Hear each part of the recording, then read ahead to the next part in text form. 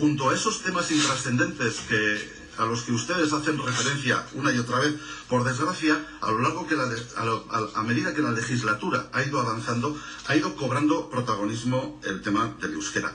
Un tesoro lingüístico, una joya viva, de origen probablemente prehistórico, sin parangón ni parentesco con el resto de lenguas europeas, presente aquí antes que el propio indoeuropeo, antecedente del latín y del griego, una seña de identidad navarra y pamplonesa, tengo que decir también de primer orden, probablemente nuestra seña de identidad más genuina, propia, exclusiva, antigua e irrepetible.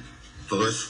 Y desde luego, la manifestación que montaron ustedes hace 4 días, el 2 de junio concretamente, en la que se supone que hablaban o que se manifestaban en contra de la imposición del euskera, es algo, créanme, y se lo digo además con el tono en que estoy diciendo las cosas, pues intento por lo menos no ser demasiado brusco en el tono, pero es algo que debería avergonzarles, porque pasar a la historia de esta ciudad como los detractores del euskera a principios del siglo XXI es, desde luego, como poco vergonzoso. No son sus palabras sino sus actos los que denuncian ese desprecio con el que tratan ustedes al euskera, pero es que a veces también son las palabras. Yo aquí estoy recordando, por ejemplo, ahora el famoso tuit del diputado Salvador, cuando decía el 1 de junio de 2016 que el euskera no es un idioma necesario. Es que esa es la voz de su conciencia. Eso es lo que ustedes piensan, pero no se atreven a decir. O lo dicen de otras maneras, como cuando el señor Fermín Alonso, en diciembre de 2017 decía que en Navarra vale más saber euskera que un doctorado. Señor Alonso, son muchos, cada vez más somos muchos los que tenemos un doctorado y además sabemos euskera. Le animo a usted a que practique una de las dos cosas o, a ser posible, las dos.